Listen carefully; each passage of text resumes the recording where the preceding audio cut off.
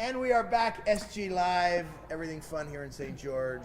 Lil Baron co-hosting, and Mr. David Cordero from the Chamber of Commerce, but today representing Utah Honor Flight.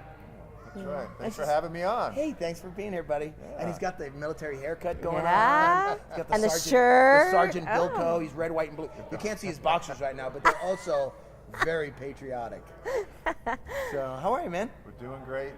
This haircut, I gotten it because it's 115 degrees in the summer. So I thought, you know what, I'm just going to stay cool. That's right. And David also loves karaoke, everybody. Yes. He does. He sings. It'd be great to see Lil actually sing. Yeah, that's not going to ever happen. That would be. Which is more likely to happen? You go over the edge or you sing karaoke?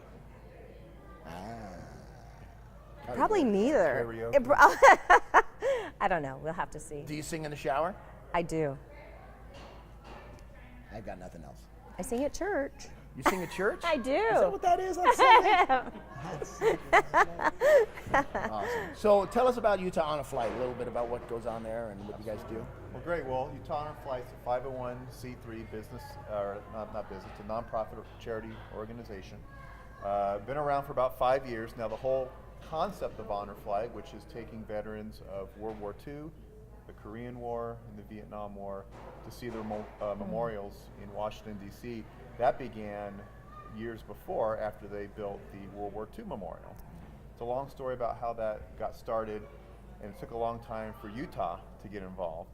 But once Utah finally got involved, 2013 in October, we've been able to take more than 1,600 veterans to Washington, D.C., and now we've taken pretty much all of the World War II and Korean War veterans that have applied and have wanted to go. Well, if you think about it, that age, I mean, they've got to be in their late 80s, early 90s, and there's fewer and fewer. So that's right. But there's always some that come to the surface and finally decide that they want to come. Oh. So we're on to our Vietnam group. We had a trip that left. I wasn't on it, but it was in mid-September. There was 25 veterans, 18 of them were Vietnam. Oh. There was one tri-war veteran, World War II, Korean War, and Vietnam. Really? Wow. Yeah, there was. Wow. And then there was about 6 Korean War veterans there. So we're at the point where we have Vietnam, and we're actually going to take November 1st to the 3rd. We're taking our first sole Vietnam flight. Oh. Really? How many? 25. Oh, that's awesome, man. And it's provided by Brent Wade Subaru up north. They're going to take 25 from down here, 25 from up north.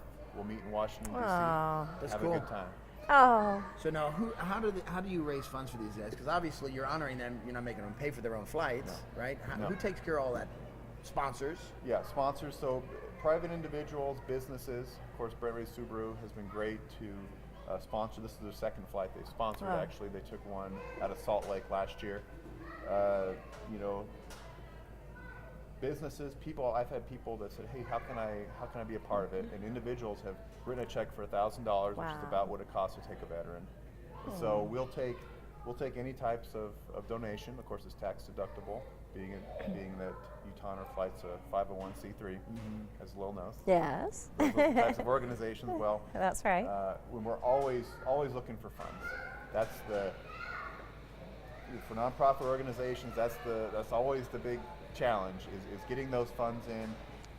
Businesses are great. We have a lot of businesses that give between 1 and 5,000 to help us. We've gotten a few grants that have helped us along the way too. So we're always looking for help that way. Now each honor person gets a guardian or somebody that goes with them. Correct. Is that right? And do these people pay for themselves to go? They pay for themselves. Okay. So the guardian is typically a son or a daughter, grandson, granddaughter, or if you're a veteran and you don't have anybody that can do it, or maybe money's a difficult situation, we have volunteer guardians that are available. And that's actually how I got started with the program about 4.5 years ago. After the first trip that happened, I was working at the Spectrum newspaper at the time, and I wrote about them when they returned. I've always been a big World War II buff. Cool. And I thought, you know what? Next time, I am going to be on this trip, no matter what. And so I got involved with the chairman, and he mentioned that I can come as a guardian. I'm like, well, great. So I was able to go. And it was funny because the World War II veteran he matched me up with was pretty young for World War II. He was like 17 when the war ended. And he said, he walks like 3 miles a day. Wow. He's going to be in great shape. So you couldn't keep up with him. Well, here's the thing. See, there's certain parts. There's only a few times where we require them to be in a wheelchair. In the airport, so we're all together. We get through security quicker together, that sort of thing. But as we're going through the airport, this World War II veteran had a kiss planted on him by a lady. Aww. And so he thought, you know what? This wheelchair's not bad. I'm going to stick in it for a while. Maybe. I need to get a wheelchair. That's awesome. So volunteer guardianship, it's a great way to make a friend. Right. And really just enjoy the trip. You'll never be the same after you go on a Utah Honor Flight trip. It changes you, and it really gives you. A lot of times we can get down about how things are in this country, different divisions and everything. But you go to Washington D.C. and I tell people this, and it's so funny to say. Whenever I want a boost or a pick me up, I go to Washington D.C. Sure. And so. You feel that patriotism, you feel everyone coming together and supporting our veterans. Just a wonderful thing. So tell me a little bit about the itinerary. They get selected or they get invited to go to this with their guardian. Everybody gets together. You guys leave from, I'm guessing, Vegas. Well, we take a bus from St. George, usually the convention center. We board the bus there, go to Vegas. We get on. I mean, you don't leave out of Cedar City or St. George? We don't. Well, it would be great if we could leave from St. George. We're not quite to that point. St. George now with connecting flights to Cedar City. So our flights are direct. We don't make the veterans get off. That's good. We don't want to be running through the airport like on Home Alone trying to catch our flight. Where's Bob? So we go to Vegas. We fly straight through to Baltimore. Baltimore, we get a tremendous reception. Aww. They're so great out there. We fly Southwest. Southwest has been wonderful, a wonderful partner in this. So we fly there. We get a great reception in Baltimore. We bus to our hotel. And so that first day is pretty much travel because we lose time going west to east. We lose time. So we eat. We get in the bed. The second day is really the big day, usually a Friday. We go usually to the National Archives. And for the Vietnam veterans, this trip is very important because the Archives has a special Vietnam exhibit right now, and it's only going to be there till I think the end of the month. So really? We want to get them there to see it. We go there. We go to the National Mall where there's all the memorials. Let them go and enjoy kind of on their own time. Let them, especially for these Vietnam veterans, there's a lot of healing. Involved. They really didn't have a welcome home. Right. And if they did, it was a bad one. Right. So right. That's a great opportunity for them to heal and see the memorials. We go to several places. Fort McHenry's been a stop. We've gone to the FDR Memorial. We've seen drill teams from the Navy, from the Air Force. We've seen the Air Force Memorial. We pack a lot in to that middle day. Sure. We end with our banquet of heroes that night, and then we hit the sack. The next day, there's a couple things we can see because we gain time coming east to west. Then we come back, we bus into St. George, and we have a great welcome home for everybody at the convention center. Usually about 9 o'clock, 9:30, so take a nap if you have trouble staying up that late. You know him. Oh, 9:30 at night? Oh, yeah. So we come, and the veterans, they always look 20 years younger after this trip. Oh, man, could you imagine? They're on cloud nine, and so it's a great way to be a part of it.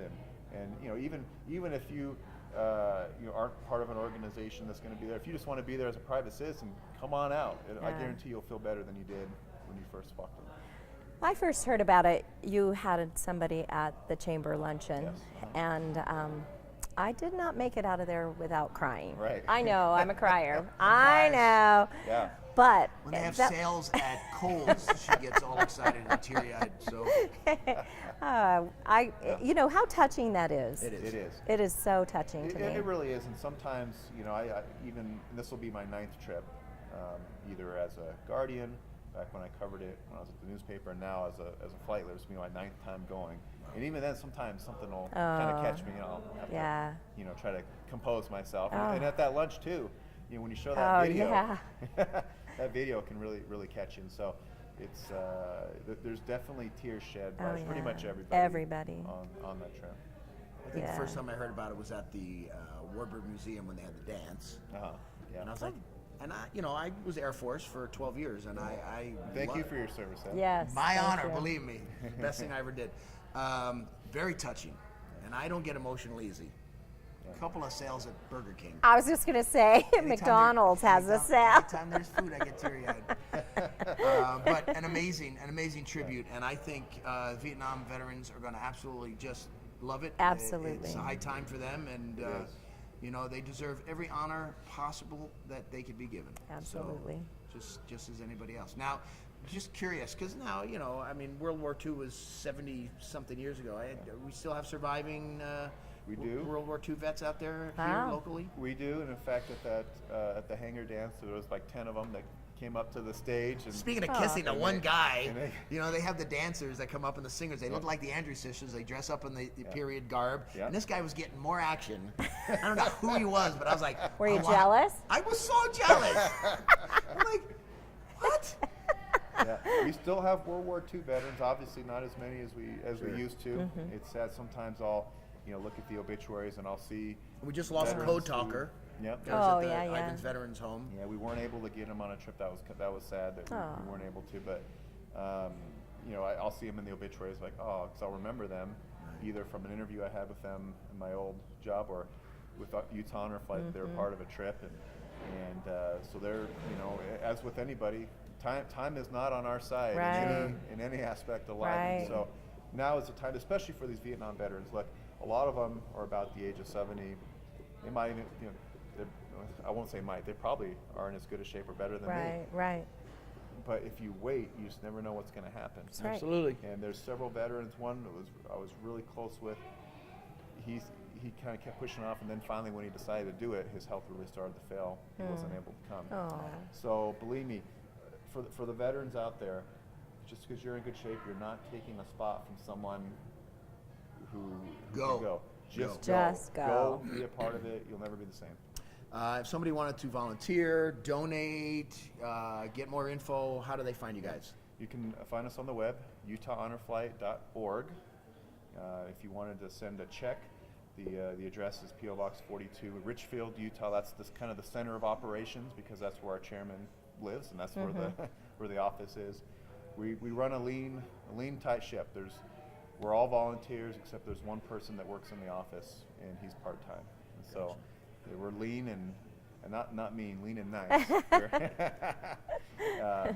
So they can donate that way. There's also on our website, we finally had it set up. We're into the 21st century now, where you can go and I think on PayPal you can donate. Very nice. As well. So, Very nice.